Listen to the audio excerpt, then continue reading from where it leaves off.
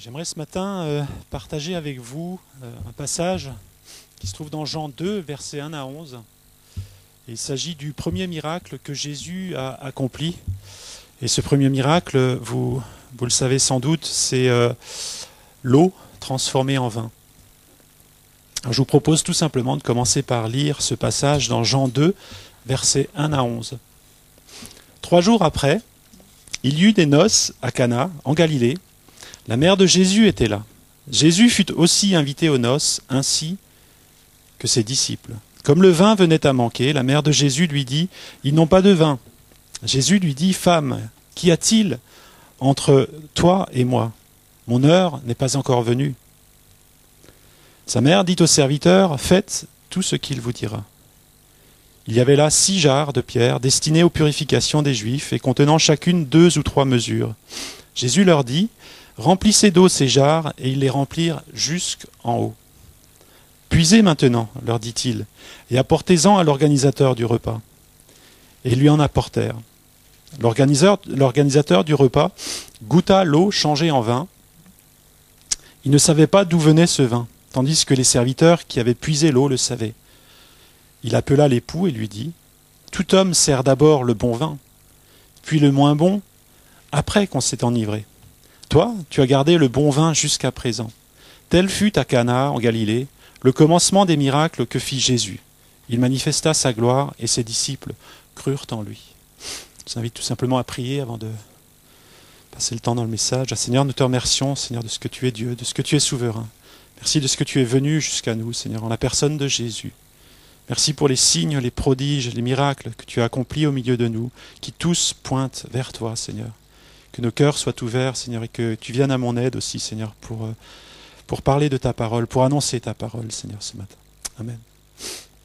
Alors, ce premier miracle, il a eu lieu après que Jésus fut baptisé dans le Jourdain.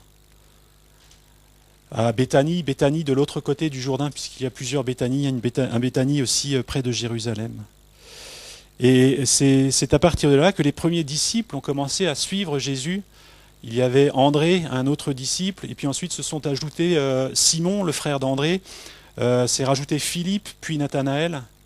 Et c'est à Nathanaël que Jésus fait cette déclaration, eh bien tu verras le ciel ouvert sur le Fils de l'homme et les anges monter et descendre sur le Fils de l'homme. Et le texte que l'on vient de lire se situe juste après ça, où, vous voyez, 3 jours après, Jésus se rend de Béthanie, qui est au-delà du Jourdain, à Cana, c'est-à-dire à une distance de plus de 100 km vers le nord, en Galilée. Et c'est à cet endroit que Jésus réalise son premier miracle, le premier miracle. Et j'aimerais tout simplement qu'on s'arrête sur ces premiers versets. 3 jours après, il y eut des noces à Cana, en Galilée.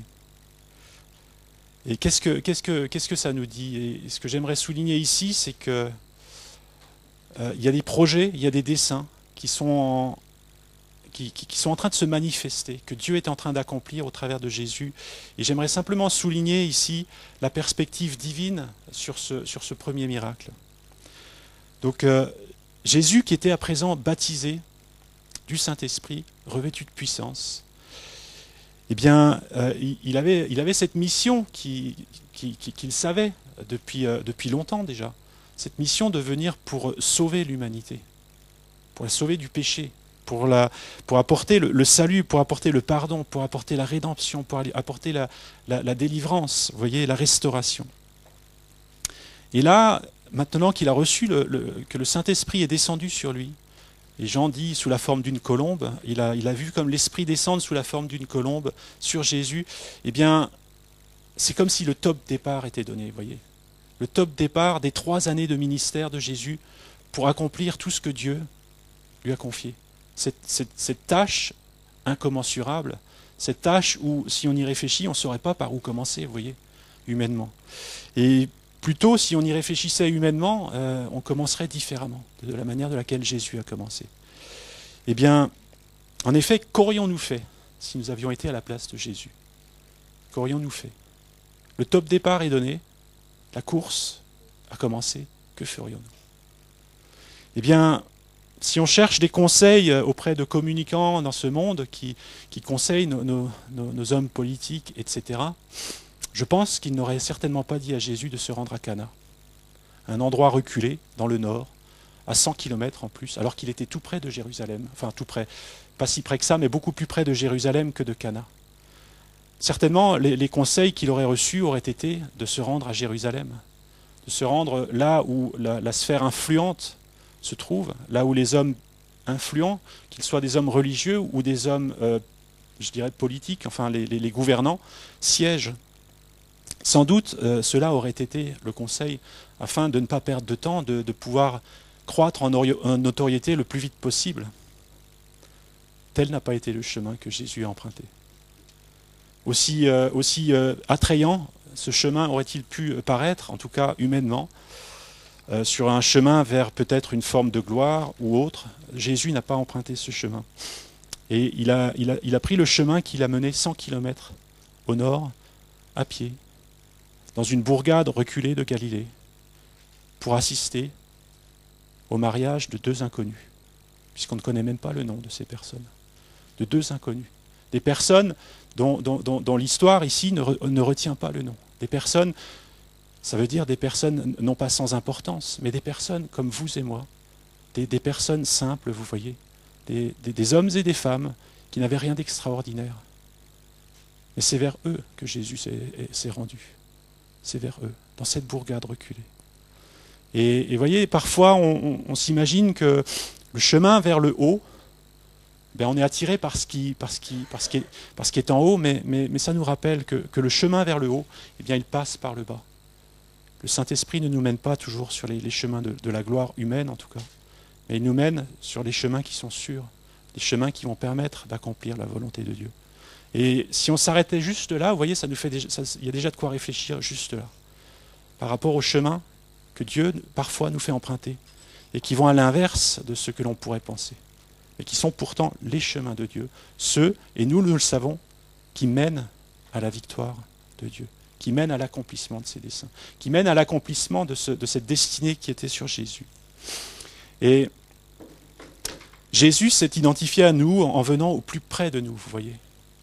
Il s'est identifié à nous en venant au plus près de nous et je dirais en vivant avec nous, en vivant comme nous, à la différence près qu'il a vécu sans péché. Il s'est fait proche à ce point-là. Et ça me fait penser à ce texte dans Ésaïe 61, vous voyez, parce que là, Jésus venait de recevoir l'onction du Saint-Esprit. Le Saint-Esprit venait de descendre sur lui. Et Ésaïe 61, le verset 1, il est dit « L'Esprit du Seigneur, l'Éternel, est sur moi. » Et Jésus a déclaré ce verset à un moment donné dans Matthieu 4. « L'Esprit du Seigneur, l'Éternel, est sur moi, car l'Éternel m'a donné l'onction, il m'a envoyé pour porter de bonnes nouvelles à ceux qui sont humiliés, pour panser ceux qui ont le cœur brisé, pour proclamer aux captifs leur libération et aux prisonniers leur élargissement. » Vous voyez la feuille de route de Jésus. Ce n'est pas vers les hommes qui sont dans une situation de suffisance, vous voyez, qui se suffisent à eux-mêmes qu'il est venu. Il est venu vers ceux qui se savent pauvres, pour venir porter une bonne nouvelle à ceux qui sont humiliés. Et c'est là où on voit son ministère s'orienter dès le départ, vers des gens simples, vous voyez, des gens simples. Et cela, on voit le continuer se concrétiser tout au long du ministère de Jésus. Et ça veut dire que si ce couple anonyme avait une importance aux yeux de Jésus, une importance telle qu'il fasse 100 km, vous voyez, vers eux, eh bien on peut être sûr que chacun d'entre nous ici, on a aussi une importance à ses yeux. Chacun d'entre nous. Il se trouve que ce premier miracle a lieu à un mariage. C'est bien à un mariage que Jésus se rend. C'est le deuxième point que j'aimerais souligner ici. Le mariage, c'est cette alliance qui unit un homme et une femme pour fonder une famille. C'est l'ordre établi par Dieu pour fonder une famille, la famille qui est cette pierre d'édifice de la société. Et au travers de la présence de Jésus à un mariage, eh bien, on peut déjà voir aussi l'importance qu'ont les familles dans le cœur de Jésus. L'importance qu'a cette cellule familiale dans le cœur de Jésus. Mais cette image du mariage, elle est aussi utilisée à de nombreuses reprises dans la Bible par Jésus lui-même et aussi tout au long du Nouveau Testament, par les apôtres par exemple, pour illustrer qu'il y aura un jour une fête, il y aura un jour un mariage dans le ciel. Ce mariage qui unira l'Église, c'est-à-dire l'épouse, avec le Christ, celui qui est venu pour sauver justement l'humanité. Donc ceux qui ont été sauvés, ceux qui constituent l'épouse, eh bien un jour connaîtront ce jour de joie incommensurable. Et au travers de sa présence à ce mariage, eh bien, il y a déjà comme un poteau indicateur qui pointe déjà vers ce jour des noces qui reste à venir, et ce jour des noces qui sera un jour de fête, mais inégalé pour tous ceux qui y participeront. J'aimerais souligner également un autre point, c'est que Jésus, au travers du miracle qu'on a lu ici, où il transforme l'eau en vin, eh bien, il y a plusieurs similitudes avec le premier miracle, la première des 10 plaies que Moïse a manifestées devant le Pharaon, où là aussi il y a eu un signe qui a transformé l'eau, non pas en vin, mais en sang. C'est la première des 10 plaies qui a frappé l'Égypte, et où Moïse, sur l'ordre de Dieu, a levé son bâton, a étendu son bâton, et toute l'eau du Nil, de ses affluents, et l'eau en Égypte s'est transformée en sang. Et il y a une similitude parce que, vous voyez, la substance de départ, c'est la même, c'est de l'eau. Il y a une similitude aussi parce que la couleur de la substance d'arrivée, c'est la même, c'est rouge. Mais il y a une différence notable dans le message qui se dégage de ces deux signes et qui annonce quelque chose d'important. Dans le cas de Moïse, le signe de cette transformation de l'eau en sang, c'est une marque d'un jugement divin sur l'Égypte, sur le Pharaon et sur tout ce qui oppressait Israël. C'est un jugement que Dieu a prononcé. Et vous voyez, Moïse, au travers de ce signe, c'est bien un jugement qu'il annonçait pour que le Pharaon libère le peuple d'Israël.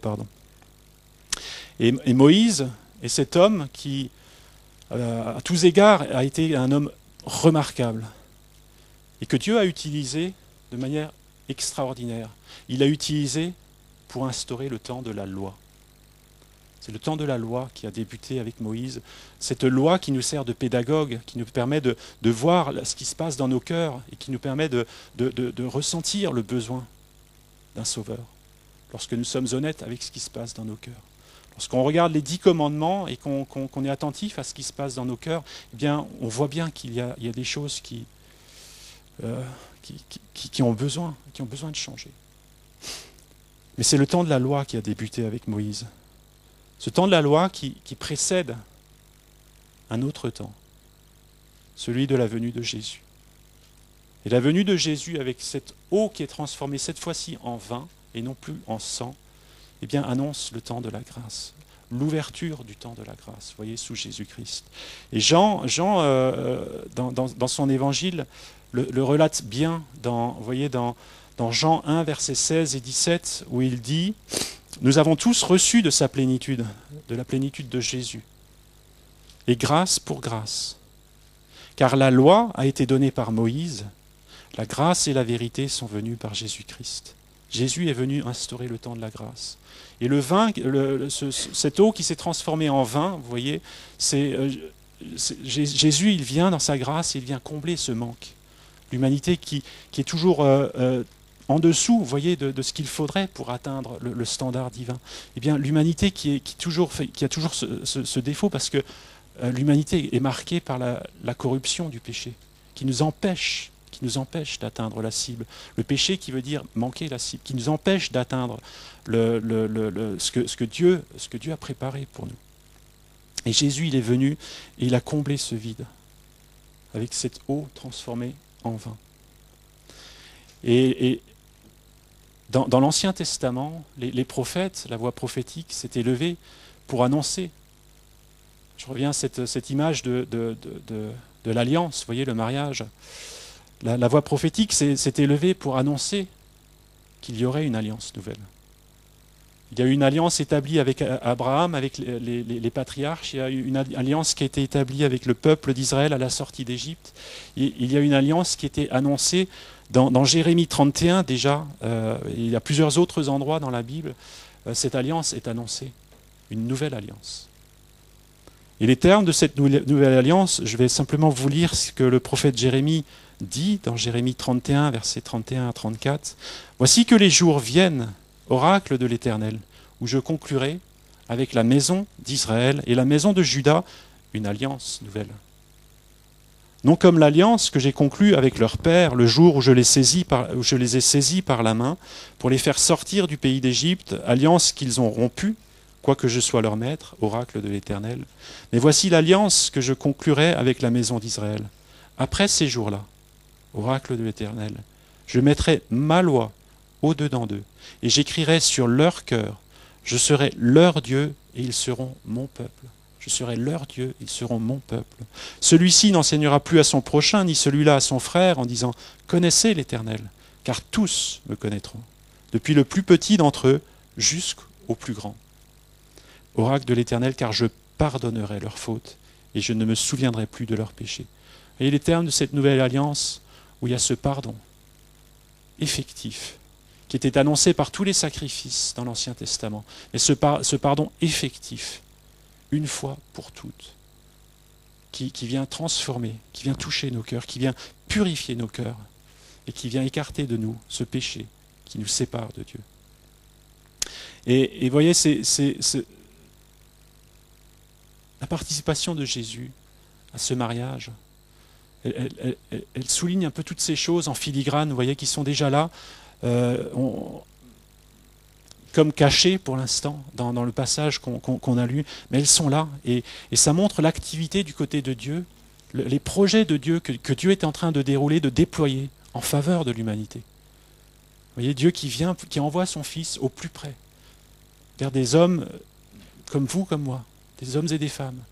Dieu qui envoie Jésus pour annoncer ce temps de la grâce, où il vient pour combler, en pardonnant nos péchés, cet espace qui nous sépare de Dieu, où nous sommes toujours à court, et il vient, vous voyez, cette eau, il la transforme en vin, ce qui est comme pour combler quelque chose, un vide, un manque, qui ne pouvait être satisfait.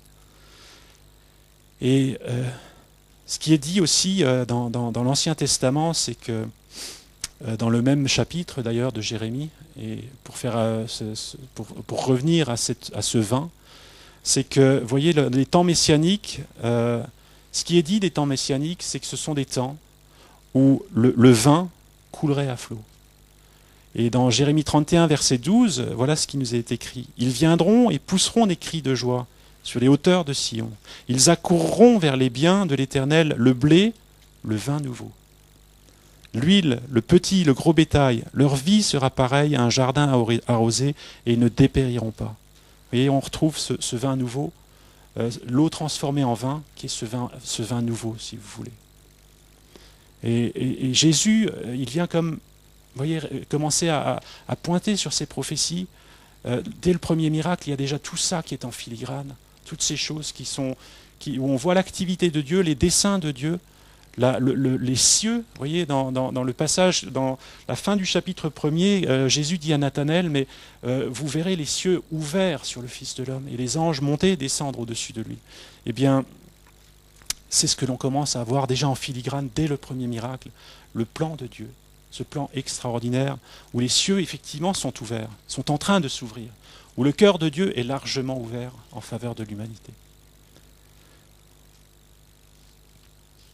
Alors, on vient de voir un peu au travers de ces quelques points, quelle est la situation du côté de Dieu, l'activité, si vous voulez, dans la sphère céleste, de ce royaume qui s'approche, de ce royaume qui est là, et les choses qui sont en train de changer, qui sont en train de germer, vous voyez, ces choses nouvelles qui sont en train de germer.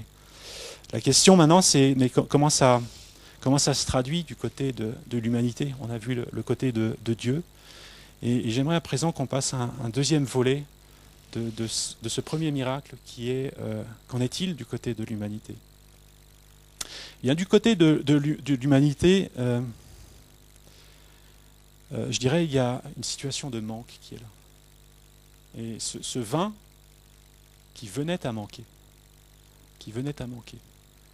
Et il y a comme une forme un vide qui est là, vous voyez, qui a essayé, où les gens qui ont préparé ce mariage, ils ont fait tout ce qui était en leur pouvoir pour faire que ce soit une réussite. Mais malgré tous les bons efforts, malgré toute la bonne volonté, il y a toujours ce manque, vous voyez, parce que c'est ce qui caractérise le péché, qui nous fait toujours rater le but, qui nous fait toujours rater l'objectif, qui fait qu'il y a toujours ce vide qui est là, cette satisfaction qui n'est pas possible, l'accomplissement qui n'est pas possible. Plus de vin, plus de fête. Le vin, c'était le symbole de la fête et de la joie.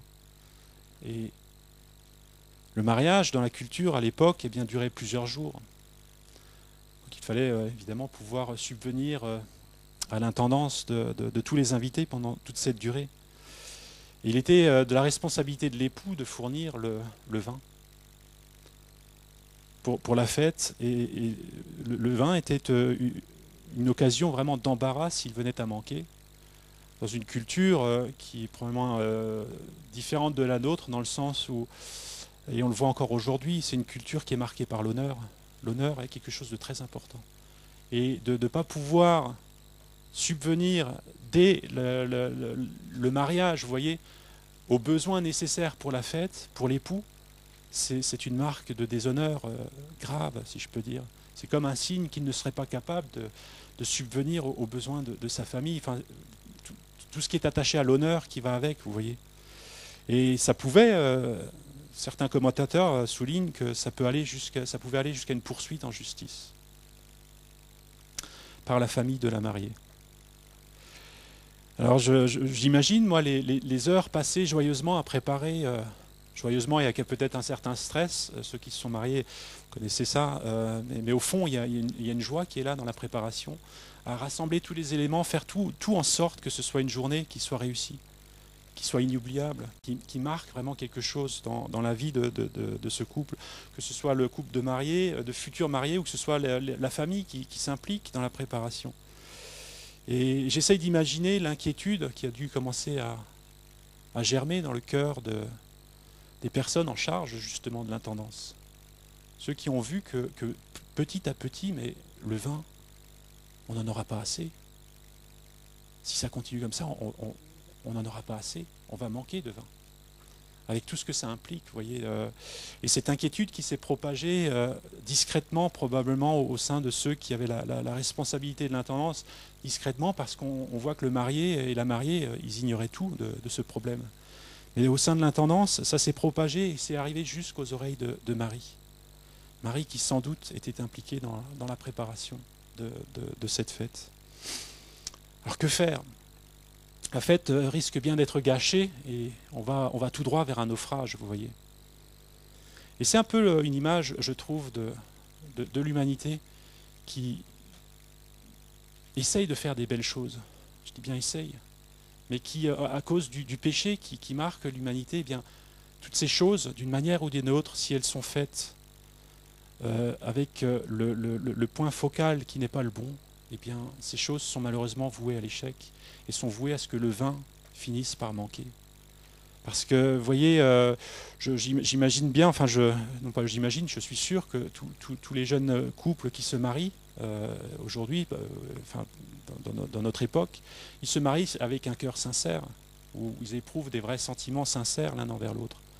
Mais vous savez comme moi que malheureusement, nombre sont ceux qui, plus tard, finissent par se séparer. Et parce que le vin venait à manquer, vient à manquer.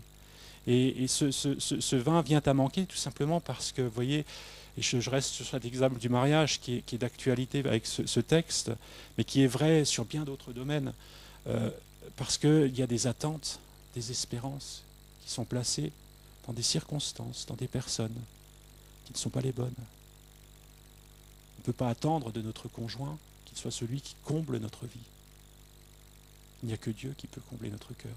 Il n'y a que Dieu qui peut combler nos vies. On peut mettre des espérances, des attentes sur des personnes, sur des circonstances, des situations, des objets qui ne sont pas justes parce qu'elles sont en dehors de Dieu. Il n'y a que Dieu qui peut combler nos vies. Et à chaque fois que l'humanité s'engage dans des... que vous et moi, que moi et vous, nous engageons sur des chemins où Dieu est laissé de côté, où les attentes profondes, les aspirations profondes de nos cœurs ne sont pas fondées en lui, eh bien, ce n'est qu'une question de temps, mais le vin viendra à manquer. Le vin viendra à manquer. Cette importance d'avoir les attentes et les aspirations placées au bon endroit.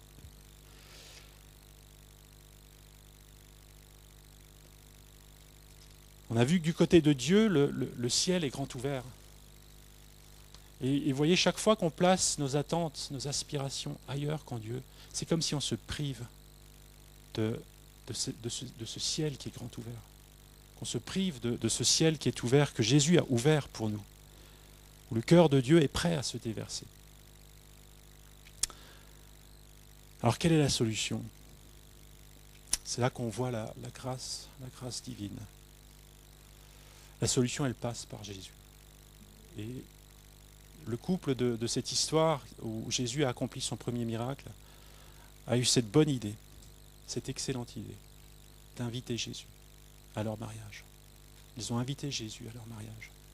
Et je dirais, dans tout ce que nous entreprenons, ici, il est question du mariage, mais voyez, on peut faire la même chose. Je veux dire, il faut étendre cette logique à tous les domaines de notre vie. Il nous faut inviter Jésus. Ça commence par là, la solution. C'est parce que Jésus était là qu'il a pu apporter la solution. Si Jésus avait été laissé à l'écart, eh bien, il se serait privé de recevoir la solution divine de ce ciel grand ouvert. Et comment Jésus s'y est pris? Peut-être juste avant d'en venir là, la solution, bien sûr, elle consiste à inviter Jésus. Mais la solution n'a été possible que parce que, aussi, ils ont placé leur confiance, ceux à qui Marie a dit « Faites tout ce qu'il vous dira ». Faites tout ce qu'il vous dira. Ce mot d'ordre, faites tout ce qu'il vous dira. Eh bien, ce mot d'ordre a été pris au sérieux. Et ceux qui ont eu la charge de se tenir à l'écoute de Jésus, ils ont eu cette confiance de faire ce qu'il leur demandait. Alors, comment Jésus s'y est-il pris? Eh bien, il a utilisé des choses simples, des récipients, de l'eau. Et le texte, tel qu'on le lit, vous voyez, il nous fait état, je trouve ça vraiment intéressant, il nous fait état de ce que, c'est comme ce qu'on voit ce que Jésus a regardé à ce moment-là. Il est dit, au verset 6, après que Marie ait dit aux serviteurs, faites tout ce qu'il vous dira. Et au verset 6, il est dit, il y avait là 6 jarres de pierre destinées à la purification des Juifs, contenant chacune 2 ou 3 mesures. C'est comme si, vous voyez, faites tout ce qu'il vous dira. Jésus regarde, mais qu'est-ce qu'il y a? Qu'est-ce qu'il y a de disponible dans cette situation, dans cette circonstance? Et ce sur quoi s'attarde son regard, ce ne sont pas des choses grandioses, ce ne sont pas des choses qui impressionneraient nos regards et qui nous feraient penser, mais c'est là la solution, vous voyez. Ce qui attarde son regard, ce qui retient son attention, ce sont ces vases de pierre, dont la particularité est qu'ils sont capables de contenir. Il y a de la place dedans pour accueillir ce qu'il veut faire. C'est important d'avoir cette place aussi dans nos vies, dans nos cœurs, pour contenir, pour accueillir ce que Dieu veut faire, ce que Dieu veut déverser. Et est-ce que lorsqu'il promène son regard sur nos vies, Jésus voit des récipients, peut-être vides, mais des récipients qui ont cette capacité d'accueillir, qui ont ce désir d'accueillir ce qu'il veut faire. Et c'est bien ça qui retient l'attention de Jésus, c'est ces vases, vous voyez. Et ce qui a permis que le vin puisse couler, c'est que ces serviteurs sont allés au bout de ce que Jésus leur a demandé. Et la solution, elle passe par là. Elle commence par l'invitation de Jésus dans nos vies. dans nos cœurs, dans nos situations.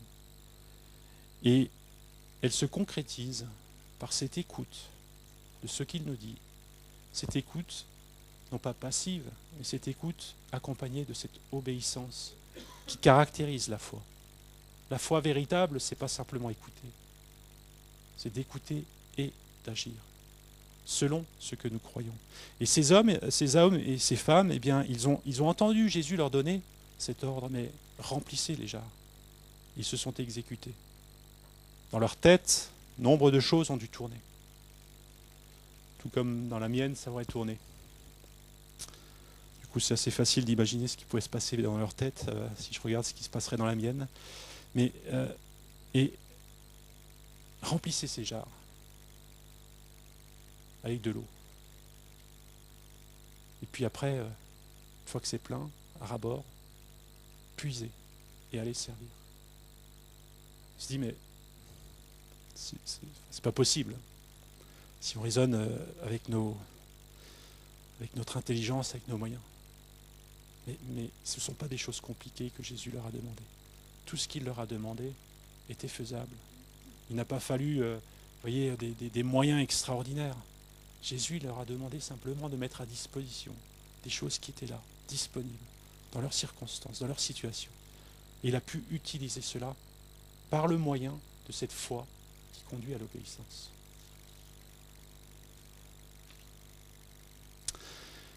Et je pense qu'il devait y avoir une certaine forme d'appréhension chez ces serviteurs.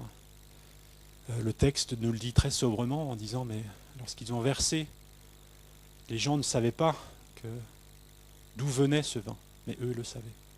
Eux le savaient. Eux, ils savaient que ce qu'ils avaient mis à disposition, c'était tellement petit, tellement faible. Ce n'était que de l'eau. Que de l'eau. Et lorsqu'ils ont vu cette eau qui, au moment où ils la versaient, était du vin, eh bien, j'essaie d'imaginer la joie qui a dû être la leur. En se disant, mais nous, on n'a fait que ça. Mais regardez, c'est incroyable. C'est incroyable. À partir de ce que nous, on a pu faire, qui est tellement petit, eh bien, Jésus, il a pu faire quelque chose d'extraordinaire. Il a pu faire quelque chose d'extraordinaire. Et c'est là, ce vin nouveau, vous voyez. Ce vin nouveau qui est là. Et qui a réjoui, j'en suis sûr, le cœur des disciples, le cœur de ceux qui étaient impliqués dans l'accomplissement de ce miracle. Ce miracle qui n'a, dans les apparences, il n'y a rien, qui était exubérant, puisque les serviteurs n'ont vu le vin qu'au moment où ils ont versé en servant. Rien avant. Il n'y avait que des choses les plus terre à terre et les plus naturelles possibles. Ils ont mis de l'eau dans des vases, ils les ont remplis, ils ont puisé. À ce moment-là, c'était peut-être encore de l'eau, sans doute même. C'était au moment où ils l'ont versé, en le servant, ils se sont rendus compte, mais c'est incroyable. C'est incroyable. Et dans nos vies, je pense qu'il y a quelque chose qui relève de la même chose, c'est-à-dire qu'on peut regarder à nos vies en se disant, mais on n'a rien. On n'a que de l'eau. Enfin, vous voyez ce que je veux dire, on n'a rien. On n'a rien à offrir. Mais si on donne ce que Jésus nous demande de donner, avec cette foi, si on fait ce qu'il nous dit de faire, quand bien même ça paraîtrait insignifiant, ça paraîtrait, fou, eh bien, Jésus peut utiliser ça pour le transformer en vin, ce vin nouveau qui fait toute la différence, voyez. Et je crois qu'il y a là quelque chose où on avait besoin de se laisser inspirer par ce premier miracle pour placer vraiment toutes nos attentes en Jésus. Que nos attentes soient toutes en lui. Que nous nous laissions interroger sur est-ce qu'il y a des attentes que nous plaçons ailleurs qu'en lui. Ces attentes qui feront que tôt ou tard, eh bien, le vin viendra à manquer. Ou est-ce que nos attentes sont réellement en lui? En lui. Et si elles sont en lui, il nous faut aussi être à son écoute pour faire les choses en apparence absurdes qu'il pourrait nous demander. Absurdes parce que ce qu'on peut mettre à sa disposition, ce qu'il va nous demander de mettre à sa disposition, peut-être c'est tellement en disproportion, en décalage par rapport aux besoins. Et nos raisonnements là-haut pourraient se chahuter. Et il nous faut, enfin on l'a chanté tout à l'heure, vous voyez, renoncer à nos voies. Il y a ce renoncement pour lui faire confiance à lui, plus qu'à tout ce qui pourrait se bousculer dans nos têtes, pour simplement le croire. Parce que le ciel est ouvert. Et ce qui ferait que ce ciel ouvert puisse se déverser dans nos vies, c'est cette connexion par le moyen de la foi, qui écoute et qui obéit, simplement. Et alors, le vin nouveau. Alors, cette eau peut être changée en vin. Alors, cette abondance, vous voyez, qui permet d'aller au bout de la volonté de Dieu, elle pourrait être déversée. Et pour nous, il nous est impossible de fabriquer ce vin nouveau.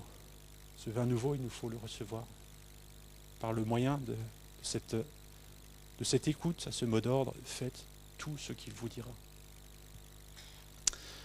Et il me semble que, peut-être pour arriver à la fin de mon message, il me semble aussi que ce vin extraordinaire, celui que Jésus, celui dont le responsable de l'intendance dit au marié, mais tu as gardé le meilleur vin pour la fin, eh bien, il me semble que ce meilleur vin gardé pour la fin, eh bien, nous parle aussi de l'action du Saint-Esprit.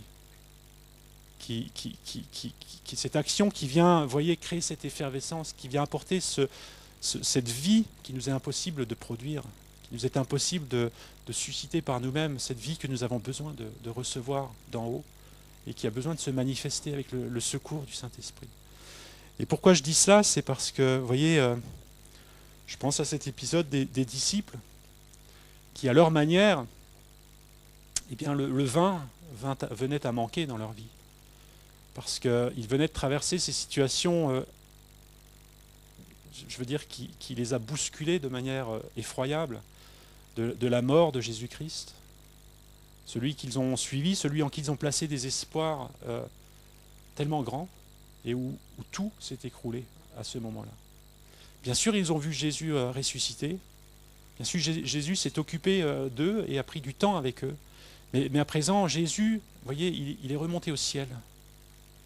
Et il se retrouve comme seul, vous voyez, et avec ce mot d'ordre, mais allez, faites de toutes les nations des disciples, avec des mots d'ordre qui les dépassent, vous voyez. Mais et là, ils sont seuls, et la seule chose qu'ils savent qu'ils doivent faire tout de suite, c'est de rester à Jérusalem, comme Jésus leur a dit. Et c'est ce qu'ils font. Ils lui obéissent. Et le Saint-Esprit, alors qu'ils sont rassemblés, le jour de la Pentecôte, est descendu sur eux et a bouleversé ces hommes. Il y a ce vin nouveau qui est venu dans leur vie, qui a tout bouleversé, qui a tout changé. Ce vin nouveau qui a réveillé en eux une joie de servir, une ferveur, un zèle pour Dieu, qu'ils n'avaient plus, eux qui restaient reclus dans leurs quatre murs, gouvernés par la peur. Eh bien, le Saint-Esprit est venu tout changer. Au point même que, c'est là où il y a cette analogie, ceux qui ne comprenaient pas ce qui se passait, ils se moquaient en disant, mais ils sont remplis de vin doux. Vous voyez, cette connotation par rapport au fait ils sont pas dans leur état normal, ces gens-là. Tellement il y avait une joie qui était là. Et bien sûr, comprenez bien, à aucun moment ici, je ne fais l'apologie du vin qui est l'alcool. Comprenez bien, c'est pas ça dont je parle. Mais c'est le vin ce que Dieu peut déverser dans nos cœurs et qui suscite cette joie profonde. Non pas cette joie trompeuse, passagère, qui fait partie de ces chimères que peut produire l'alcool et où on voit l'état des vies qui se délabrent sous l'effet de l'alcool. Non, cette joie qui dure, cette joie pérenne, cette joie imprenable, comme Jésus l'a dit à ses disciples.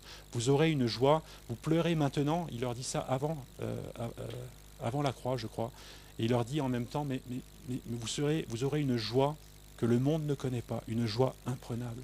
Et je crois que cette joie-là, elle est venue par le moyen du Saint-Esprit, qui a fait couler dans leur vie ce vin nouveau, et qui nous parle de cette nécessité, de ce besoin que nous avons aussi, de laisser toujours plus de place au Saint-Esprit. Et je reviens à cette image de ces récipients, vous voyez, que Jésus a utilisés, et où il a besoin de récipients, pour que nous soyons remplis. Et c'est ce que la Bible nous dit, soyez remplis du Saint-Esprit.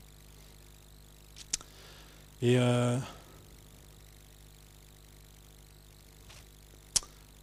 pour conclure, nous pouvons aller jusqu'à un certain point dans notre marche avec ce que j'appellerais le vin ordinaire, qui est ce vin viendra à manquer. Mais pour aller plus loin sur le chemin, nous avons besoin de la vie de l'Esprit. Nous avons besoin de ce vin nouveau que Jésus veut déverser. Et ce que je vous ai dit au départ était pour souligner ce plan glorieux de Dieu qui a tout mis en œuvre, vous voyez, pour ouvrir les cieux, pour pouvoir déverser la vie, pour pouvoir déverser son règne dans nos vies, pour pouvoir nous apporter la réconciliation avec Dieu le Père, pour qu'il y ait cette connexion, cette jonction qui puisse se faire, pour que la vie puisse couler. Eh bien, et cette vie, elle est imagée ici par ce vin nouveau qui a besoin de couler dans nos vies. Et bien que voyez, nous avons besoin de ce vin nouveau pour aller plus loin dans certains domaines de nos vies.